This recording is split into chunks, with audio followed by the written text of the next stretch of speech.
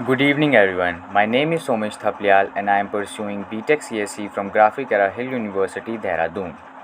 Talking about my academics, I have done my 10th and 12th from an ICSE recognized board, the Himalayan Public School.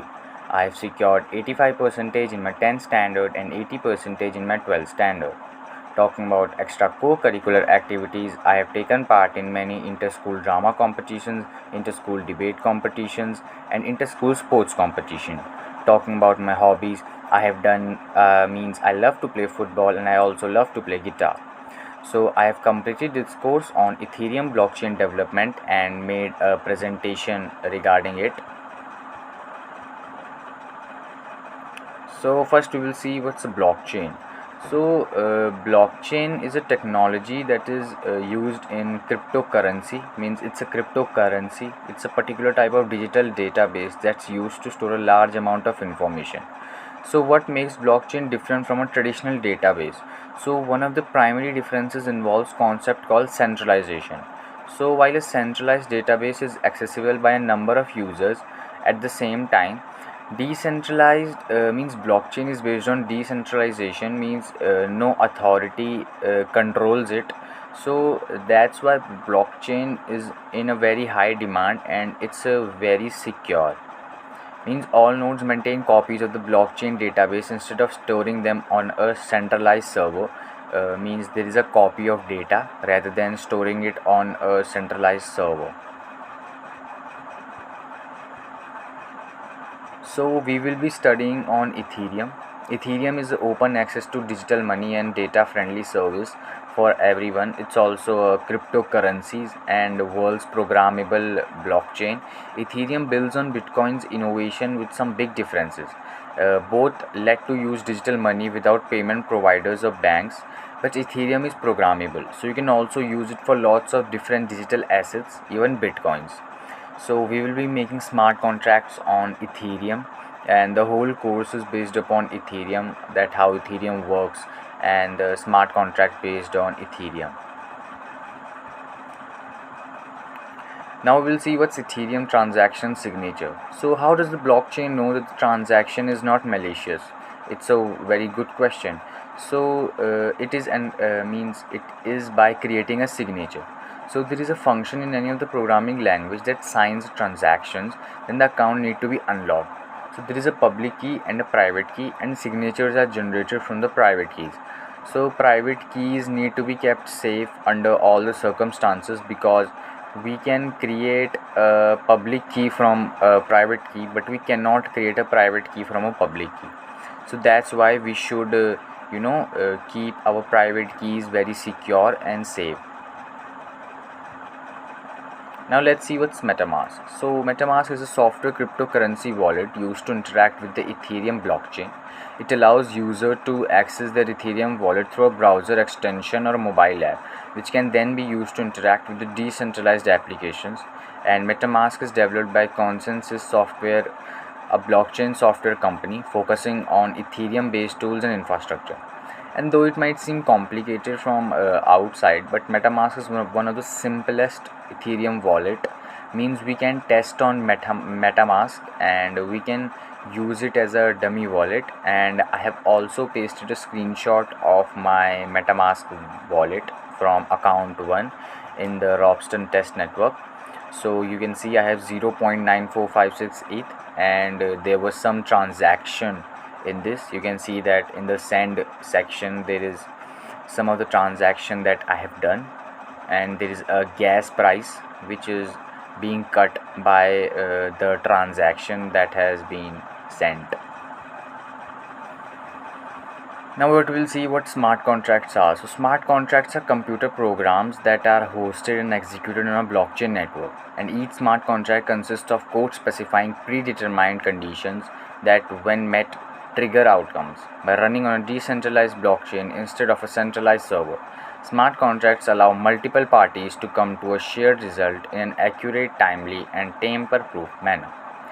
So smart contracts are basically on which the whole the cryptocurrency concept is involved, and it's a very powerful infrastructure for automation because they are not controlled by central administration, or means they are not governed by any government or by a authority. It's just a piece of code that does some task for us. Now there are many languages used for the development of the smart contracts, like LLL, which is similar to Lisp and Viper, but the most common among the developers is Solidity. So which is different from the mainstream programming language out there, and we will further learn about Solidity in detail. So Solidity is basically an object-oriented high-level language of implementing smart contracts. Smart contracts are programs which govern the behavior of accounts within the Ethereum state, as we have learned smart contracts above in the above slides. So Solidity is a curly bracket language designed to target the Ethereum virtual machine, the EVM, and it's influenced by C++, Python, and JavaScript. Many people compare Solidity with JavaScript, which I don't think that it is somewhat near to JavaScript, although its syntax looks like it's somewhat JavaScript, but I don't think that we should compare Solidity with JavaScript, as it's a fully different thing. And with Solidity we can create contracts for uses such as voting, crowdfunding, blind auctions, and multi-signature wallets. Now the all the blockchain concept is under the Web 3.0. So Web 3.0 represents the next iteration or phase of the evolution of the web internet, and potentially could be as disruptive and represent as a big paradigm shift as a Web 2.0 did. Web 3.0 is built upon the core concepts of decentralization, openness, and greater user utility. And decentralization is one of the best concept in Web 3.0, that how no authority is governing there is no authority that governs there are only users which have the copy of the data, and some private keys and the public keys and the signatures, means it's all safe, not governed by a single authority. We can see first how Web 1.0 was involved in 1990 to 2005 with basic web pages, HTML, and e-commerce. Then after that the Web 2.0 came with social media and generation of the content, which was from 2006 to present day. And now Web 3.0 is somewhat in the scene, and the semantic webs, DApps, NFTs, blockchain, Ethereum, artificial intelligence, all these come under the Web 3.0. Now in this course I have also learned about Node.js. It's an open source server environment, and it's free, and it's run on various platforms like Windows, Linux, Unix, or Mac. And it uses JavaScript on the server. And now we will see that why Node.js, why we have used Node.js. So it's a common task for a web server can be open a file on the server and return the content to the client.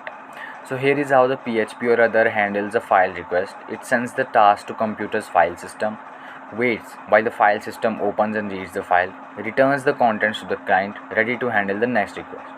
But here is how Node.js handles a file request, and what's the upper hand. It sends the task to the computer's file system and ready to handle the next request. When the file system is open and read the file, the server returns the content to the client. So means Node.js eliminates the waiting and simply continues with the next request. It saves the time of the user, and it's more efficient. So that's why Node.js is so much popular, and why I have learned Node.js in this course. This is the sole reason. Now there were many difficulties that I encountered while completing this course, as it's a new technology, Ethereum blockchain development, and there are very few resources regarding it. But there is a shortage of these developers, blockchain developers. So that's why I have chosen this course, as it might help me on my journey as a developer. So for me it was not impossible to learn these new languages. I have learned the JavaScript first, so it was not as difficult for me to learn Solidity. So being not as difficult, but it was difficult to understand the new syntax and the whole new language. But somehow I managed to complete this course on the given time, and I thank everyone who helped me in completing this course. Now this is my Udemy certificate that I got for the completion of this course. It's my certificate. Now, thank you everyone for watching my video, and I wish you good luck in your journey. Thank you everyone.